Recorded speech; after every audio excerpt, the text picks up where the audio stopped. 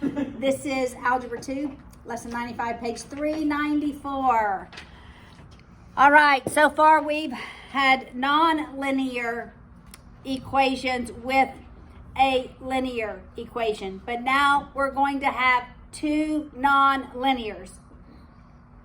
But maybe we're going to have a different type of non-linear. Look at 95.1.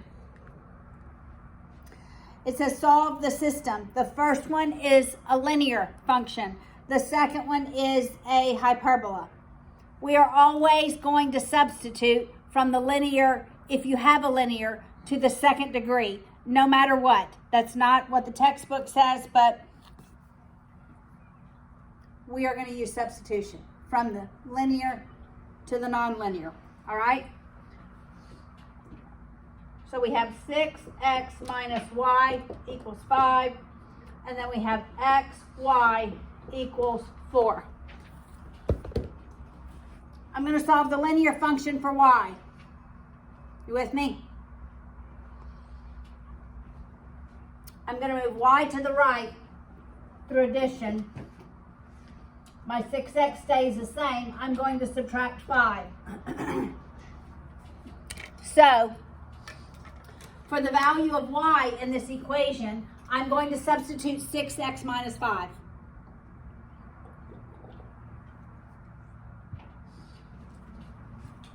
All right, so we leave x. It's 6x minus 5 equals y. Equals y. It's 4. 4, Paula. 4.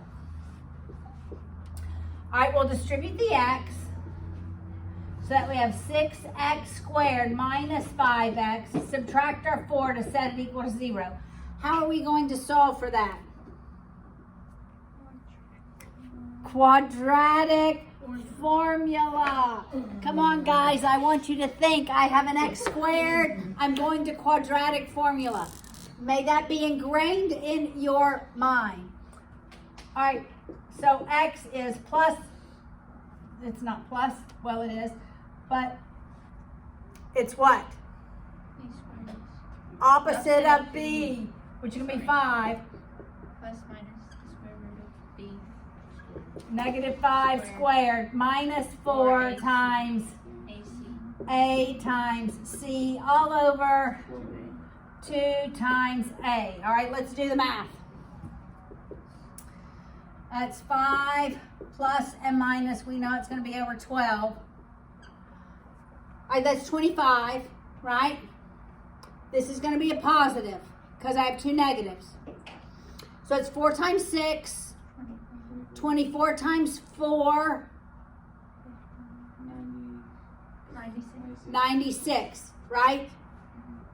96 plus 25. 96 plus 25. Do it. 121. All right. What's the square root of 121? 11. It's 11. All right. So it's 5 plus 11 over 12. And it's 5 minus 11 over 12. So solve for x. We're solving for x. Also, you have to remind yourself, what am I solving for? Because that determines what you plug back in. All right, 5 plus 11? 16 over 12. Simplified. 16 over 12. 4 thirds. That's one value. 5 minus 11? 6. Negative 6 over 12. All right, so we have our two x values. We will go and solve for y. I'm going to go ahead and plug in my x values in the ordered pairs. And we'll solve for y.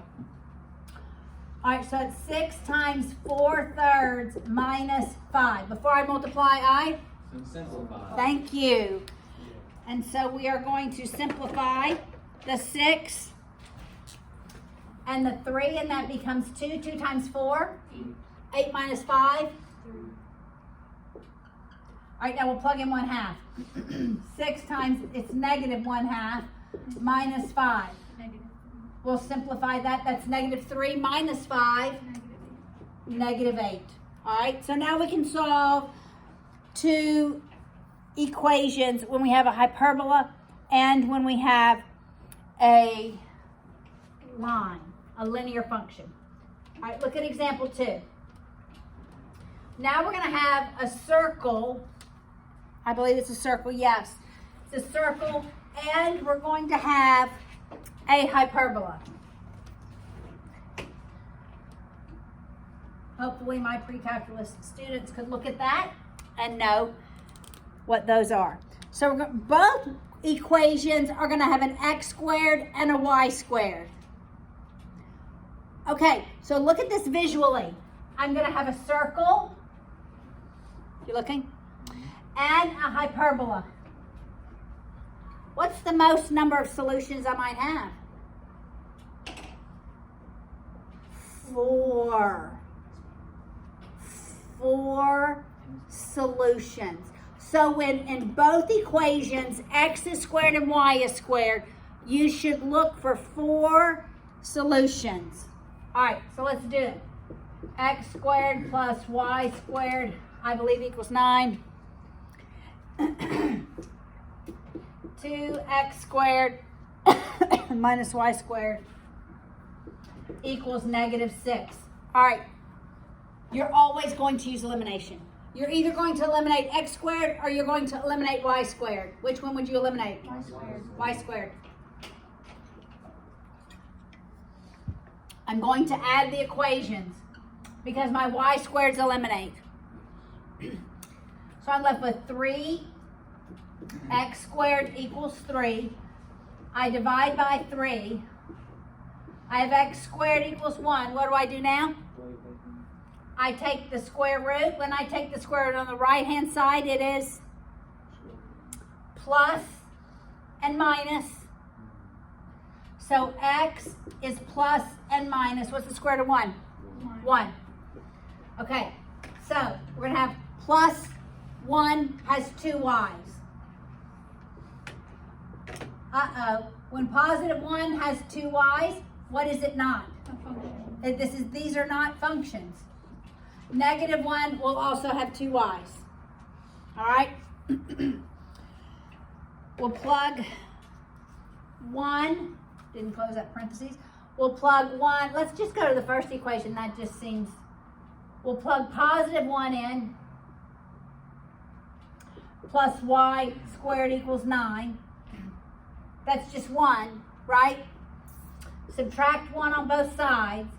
Y squared is 8. Take the square root. Y is both plus minus 2 square root of 2. So when I plug in positive 1, it's positive 2 square root of 2 and negative 2 square root of 2. When I plug in negative 1, it's the same thing. A negative square is a positive. Subtract 1 on both sides. Take the square root of both sides. Y is plus minus 2 square root of 2. Do not write that as a decimal. I have 4 solutions. 4 coordinate points where these two graphs intersect.